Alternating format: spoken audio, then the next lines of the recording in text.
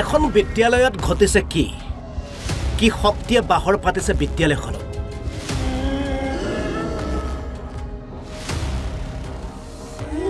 দুপৰীয়া 12 বজাৰ পাছত কিয় ঢলি পৰে নৱম আৰু দশম শ্ৰেণীৰ ছাত্ৰীসকল ব্যাপাৰটো হল আমাৰ স্কুলত এনেকুৱা প্ৰতিদিন এনেকুৱা হৈ থাকে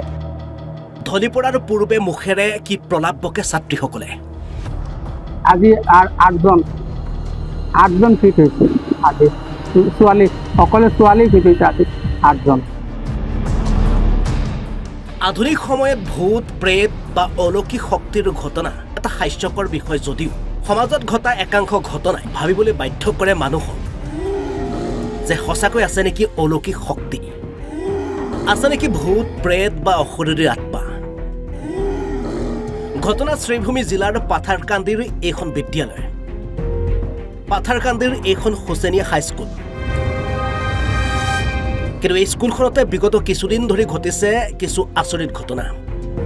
খবৰ অনুসৰি দিনৰ 12 বজাৰ পাছত প্ৰায় বিদ্যালয়খনৰ ছাত্ৰীসকল অজ্ঞান হৈ ঢলি পৰে সমান্তৰালভাৱে ঢলি পৰা একাংশ ছাত্ৰী আৰম্ভ কৰে প্ৰলাপ বকা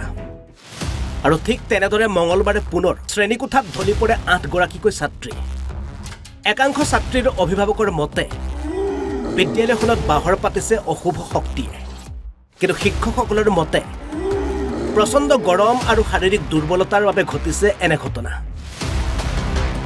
পাছে বিদ্যালয়খনত ঘটা এনে অদ্ভুত ঘটনাত এতিয়া বিপদত পৰিছে শিক্ষকসকল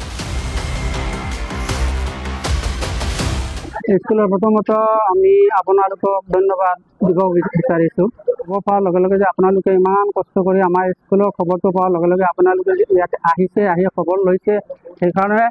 মই আপোনালোকক অনেক ধন্যবাদ দিব বিচাৰিছোঁ তো ব্যাপাৰটো হ'ল আমাৰ স্কুলত এনেকুৱা প্ৰতিদিন এনেকুৱা হৈ থাকে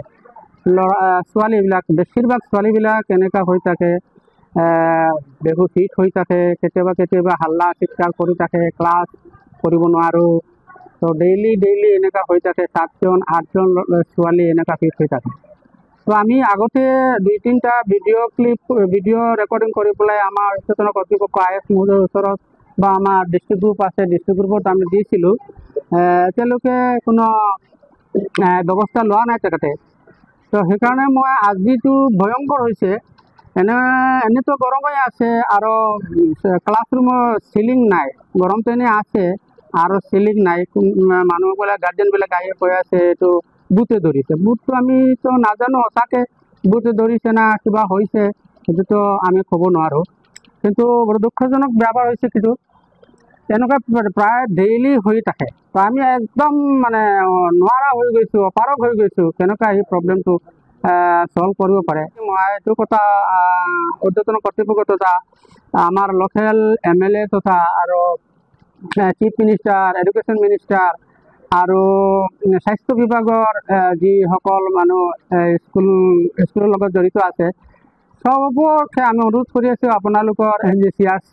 তেখেতক মই আগতে মই ভিডিঅ' দিছোঁ CRCক ভিডিঅ' দিছোঁ ডিষ্ট্ৰিক্ট গ্ৰুপত দিছোঁ ISক দিছোঁ ADC মহোদয়কো দিছোঁ কিন্তু এতিয়ালৈকে কোনো ব্যৱস্থা লোৱা নাই তেখেতে তো এনেকুৱা পৰিস্থিতি মই কি কৰিম একদম মানে বুজি নাপায় কেনেকুৱাকৈ কৰিম কি কৰিম তো ঠিক আছে মই আজি যিটো হৈছে সেইটো সঁচাকৈ ভয়ংকৰ হৈছে 7জন 10জন ছোৱালী এনেকুৱা বেহুচ হৈছে ফিট হৈছে হাল্লা চিৎকাৰ কৰি আছে আমি ক্লাছ কৰিব নোৱাৰা হৈছোঁ গোটেই স্কুলৰ 600-700 মান ল'ৰা ছোৱালী আছে গোটেই স্কুলৰ ক্লাছটো কৰিব নোৱাৰা হৈছোঁ তো আজি এনেকুৱা ব্যৰ্থ হৈ গৈছে এই উশৃংখল আৰু এইটো মেডিকেল কিবা হৈছে মেডিকেল টিমতো মই পাথাৰকান্দি মেডিকেল টিমতো মই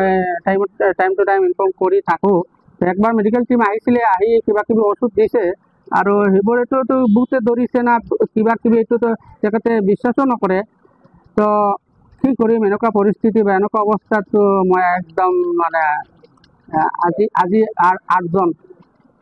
8জন ফিট হৈছে আজি ছোৱালী সকলো ছোৱালী ফিট হৈছে আজি 8জন ক্লাছ 9ৰ 8জন ছোৱালী ফিট হৈছে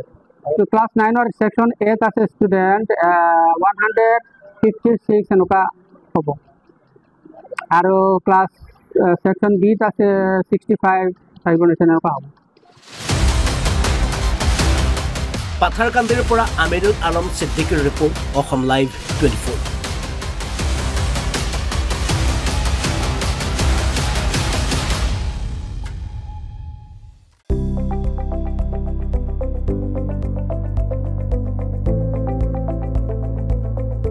NB নিউজ, সহজ সৰল ভাষাত নৱভাৰতৰ কথা।